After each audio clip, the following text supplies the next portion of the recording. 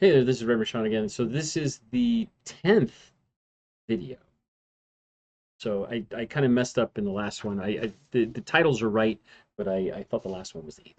It's the 9th, and this is the 10th. And so we're going through the wheel of Samsara on this Tanka here, and we've already gone over so many of them, right? We went over the three poisons, the wheel of karma, the first one, which is ignorance. We went through the potter, we went through the monkey in the tree, we went through the boat, with the people crossing the stream. We went through the 5 sense bases or 6 sense bases, which is the building.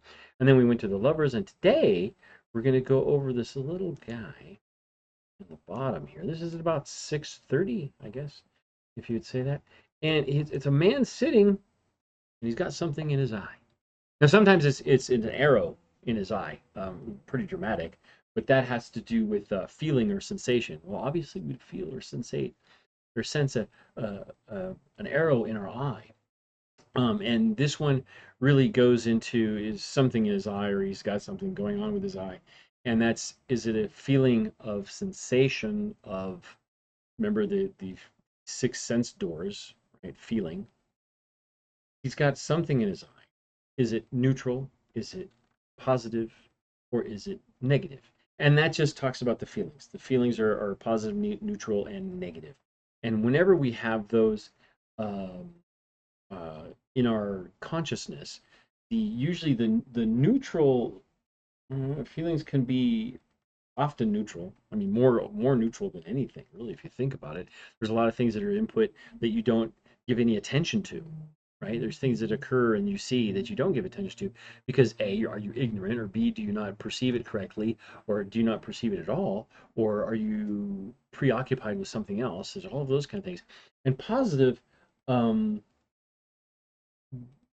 or pleasant feelings, right? We can get over attached to them. We should enjoy that ice cream and really savor it in the moment, because it's all about being in the moment, right? It's about being where we are right now. Like, I should really be calm and happy that I'm able to teach this, that I'm able to really study this, and I'm able to get into it and understand some of it, and change my mind and try to make my life better on a moment by moment, day by day thing, without being so attached that I'm upset if I don't do it, or that I'm worried about it all the time. And unpleasantly, if I don't like something, I'm having cramps or something, or I have a headache, or whatever it is, or I don't like the weather, that I'm not so attached to that, or so attached to it not being the way it is, that my feelings become of upset.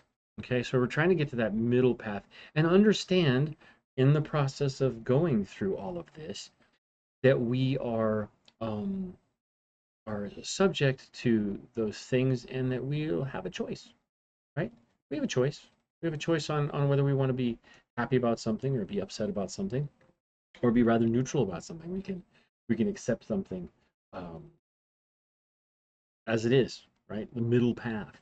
This one here, we experience pain, physical emotion discovery. However, our reaction to pain is like being hit by a second arrow, which creates the greatest suffering. So this is just one of those further along that chain of dependent origination. Remember, before we had the lovers right here, and that had to do with really feeling stuff, right? The contact of of good sights, and of good thoughts, and of good sounds, good smells, good tastes, or bad tastes, or whatever it is, and how we react to them is over here. And this is where we get our feelings about that, right? Is it a good feeling, a bad feeling? I don't know why they use an arrow. That just seems. I was trying to look that up, and I don't understand why an arrow, because that seems like a problem to me, right? I mean, it should be like, but how do you else do you see it? And then if you be too attached to it, the second arrow becomes a problem, right? Because now you're really attached. So, but anyway, that's where we're at with this one. Anyway, this is Reverend Sean over the Center Path. Don't forget to subscribe, and that's right down here. And don't forget to see the other video, which is probably up there. I'll try and put that up there right about now. And comment and talk to me on the comments, because I will look at those every day, and try to respond to them, and maybe even make videos to respond to those as I go look things up. Remember, I'm a Buddhist minister. I'm not a monk, but I'm ordained as a priest under the International Order of Buddhist Ministers.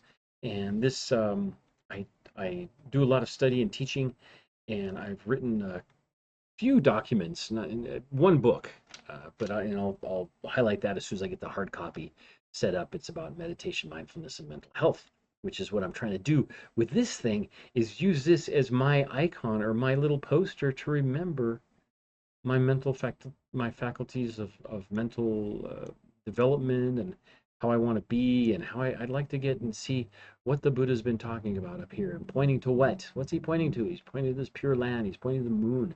He's pointing to something that is important, and I want to bring that into my daily life in a non really hardcore dogmatic way and not a um, way that causes more stress.